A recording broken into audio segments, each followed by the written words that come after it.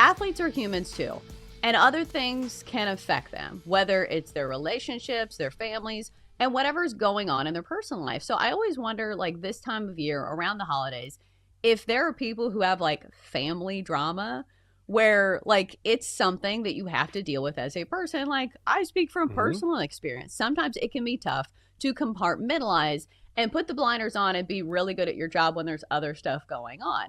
So I was thinking you can spin this in two directions, because we were going to have a discussion about what sports families you would like to sit at the table with, whether, you know, it's families that are really interesting, like, you know, Deion Sanders and Shadur Sanders, or it's, you know, just the pure star power of like the Kelces and the Swifts, you know, joining forces soon.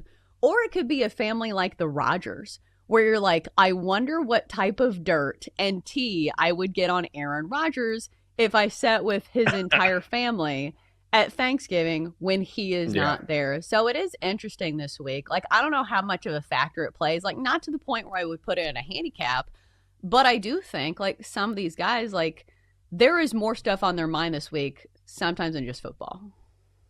Oh, yeah, absolutely. I mean, this is when, I mean, we kind of have the foundation, right? You have the get together, you have the food, and then you have the football on the TV, but then you have all sorts of family dynamics that come to play when everybody gets together, because it's one of those rare occasions where not everyone gets together. There's a handful of times each year, and sometimes just in your life, it could be a marriage, could be a holiday, when everyone gets together at once. So those, you know, those happenings are not common. And when they do, there's all sorts of things that end up happening because you're not accustomed to it, and people bring different opinions and different experiences to the table.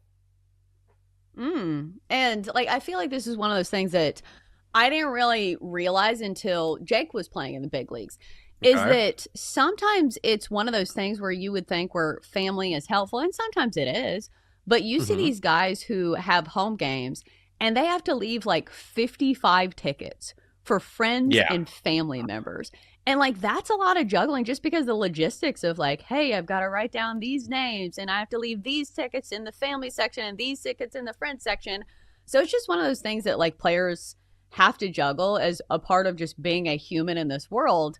But I saw the slate this week and I couldn't laugh because I thought, I wonder if Patrick Mahomes was like, hey, Roger Goodell, can you please give me a game on Thanksgiving so I don't have to spend it with my family? My dad keeps getting arrested, my brother's in prison, and my wife's always spouting off. Like, I always think of that, and I'm sure Roger Goodell was like, yes, in fact, if the Chiefs want to play 3 times this week, we can have that arranged. Yes, we'll make it happen, guys. Whatever you need. Look, the NFL's in the business of making money, and hey, if we can make you happy, I mean, this is a win-win, right? I tell you what, we'll have Chiefs play on Monday Night Football, Thursday Night Football, also on Thanksgiving, and then on Sunday Night Football. We'll rake it in. You guys will have a distraction, handshake deal. Let's just do it. If you guys want to play in the North Pole, we can have that arranged as well. Seriously. We're not going to give you a bye week, but we will send you there. And it will be on, I don't know, Prime or something. We'll pick another network to broadcast it. All right, so without further ado, let's pick our favorite families. Like if we got to pick a chair at Thanksgiving or just be a fly on the wall during Thanksgiving, which conversations would we like to sit in on? So I've already mentioned, you know, some of the top contenders for like the obvious ones. And I don't think that you can stray too far from some of these. Like, how do you not sit here and be like, oh, well, I wouldn't want to be at the Kelces.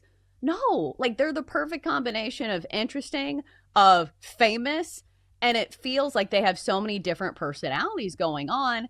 And I personally would wonder if Taylor Swift is like cooking her own food to bring. Like, I don't know their Thanksgiving situation at all. I have not researched it, but I feel like from the little information that I am forced to know about Taylor Swift is that I think she wants to lean into kind of being a homemaker. Like, I think she's a homebody. Yeah. So it would not shock me if low-key she brought in like some side that was just like amazing. She's like, oh, I just whipped this up. And she's just good at everything. Maybe. When would she have time? But I guess maybe when she was younger, maybe she could learn to cook or something. Or when she has time away from touring, she's with her cat, cooking up something in the kitchen. She's with her cat. Make her sound like just a Yeah. depressing person to be around. I mean, there's nothing wrong with that. I mean, one of the saddest things I ever heard was before I met the lovely Catherine, and she told me she was convinced she was going to be single forever.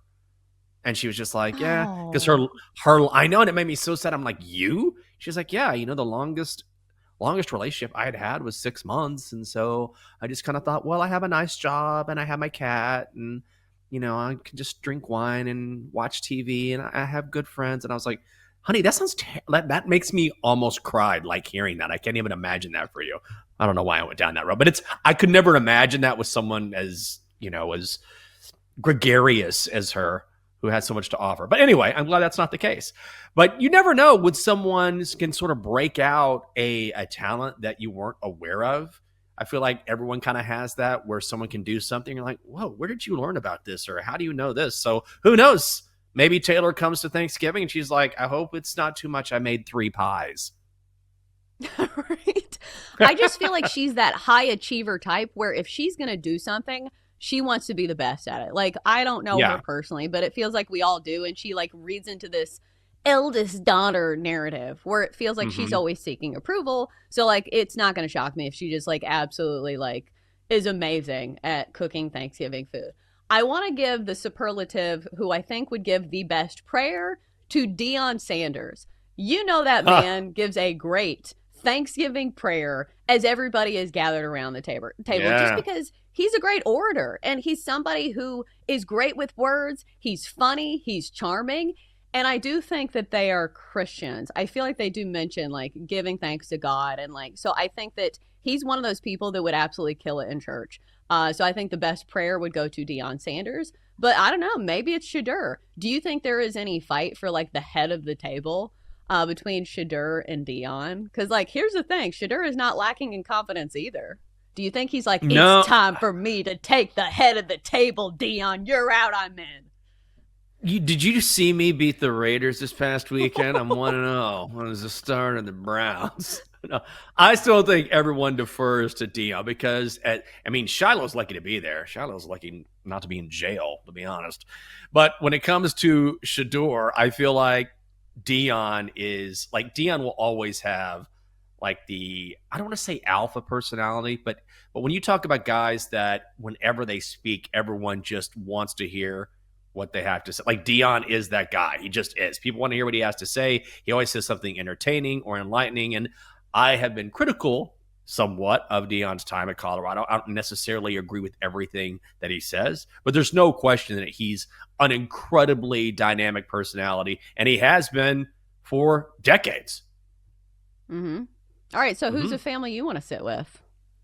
I would probably, come on. The Mannings. You kidding me? Like, even here's the thing, Arch is a bonus. Like, Eli and Peyton are hilarious. Not only are they goats, but seeing them together, seeing them on their show, or seeing them in podcasts or on SNL, like commercials, whatever it is, these guys are so likable. And then you add a legend in Archie, who probably has God knows how many stories, and then Arch at the table. Then we have Texas football at the end of the night. I'm definitely going with the Mannings. Do you ever think that maybe they're not the people that they put out to be when it comes to all these broadcast platforms? Because like that's why that United Way sketch was so funny about Peyton Manning, Mm-hmm. on Saturday Night Live, because I think on one hand people are like, oh, he's funny and he's charming, he's laid back. But like there's a reason why some of these guys have risen to the tops of their ranks in their Mm-hmm. respective sports. And it's because they're very, very competitive. So I wonder if Yes. there's ever like any family games where they're playing like Monopoly or something, and Peyton just like loses it. It's like, are you kidding me? This is cheating. It's like facing the Patriots all over again. And Eli's like, facing the Patriots, that's easy. So it would be funny, but I always wonder if there is like something underneath the surface that, again, like they're high achievers for a reason, and sometimes I feel Sure. like you can't always turn that off.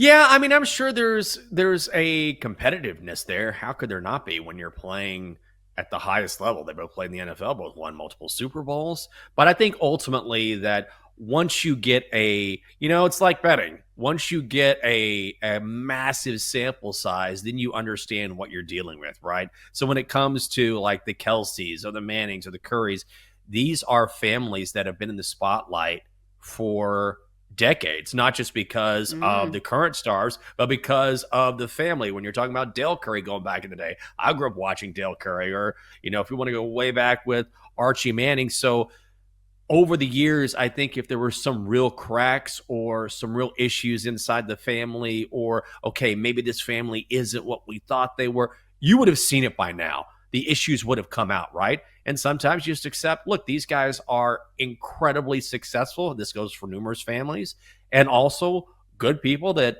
the public can relate to, which explains why they continue to be as relevant now as they were when they're playing. That is very, very difficult to do. That's rarefied air. Yeah, for sure. And plus everybody has like camera phones these days. So like if they caught him slipping, like we would probably know. So on Mm-hmm. the opposite end of the spectrum, let me ask you this. What do you think Aaron Rodgers is doing for Thanksgiving? Do you think he's a big Friendsgiving guy? Because before I dunk on Ah, him too much, like I don't want to like relish in anybody like being by themselves. And of course, he has a wife in quotation marks. Nobody's seen her, but apparently she exists. But do you think he is somebody who hosts like Friendsgiving? Because I'll say this, like he has a lot of teammates that will go to bat for him. oh, yeah. No question about it. I think that, this is when you can only know an athlete so much, right? Like even Mm-hmm. with the Mannings, right? So I think we know them pretty well. I think we know mostly like what they're about, but you never really know until you know. And so I know we've talked about this before where no matter what athlete it is, you might have a particular perception of who this athlete is, and then sometimes you meet them and you're pleasantly surprised and it reinforces that narrative or that idea, and then sometimes you're really disappointed. So it's always interesting to me to see someone advocate or stand up for someone else and say, well, this person is not who you thought they were, or I have a totally different perception. And I will also say, and I don't want to give out the name, but I have had one instance in particular where I had an interaction with an athlete and it was not good at all. And it was one of those stories that I would tell people, like, here's a story for you. And then years later, interacted with that athlete and it was a totally different experience. And now I consider myself friends with this athlete. So sometimes that one experience isn't necessarily a marker for how this person is in sum or in total. But when you're interacting with someone, sometimes that's all you have. So is the body of work big enough for us to decide what Jordan Hudson is like? Because So yes, obviously, the if we're worst. talking about awkward Thanksgiving tables, Oh, the Belichicks have to be one of them. Like, I don't know if Bill is doing the thing where maybe he's uh, going to her family, mm-hmm. but I can't imagine like is somebody gonna like passive aggressively sit her at the kids table? I'm like, well, she's not old enough. Didn't you see on Pablo Torre? She's born in the year 2000.